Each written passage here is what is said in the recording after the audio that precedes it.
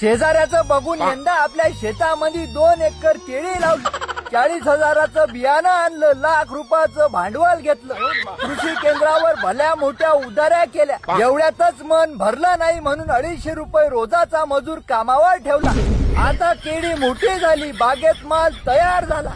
10 दिवस व्यापाऱ्याच्या घरी चक्रा मारल्या. मग कुठे जाऊन आता व्यापारी माल काढायला आला होता.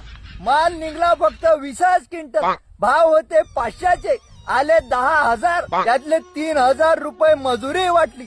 राहिले होते 7,000. 7 म्हणले 5,000 कृषी केंद्रावाला घेऊन गेला. 2,000 माया कामावरचा मजूर घेऊन गेला.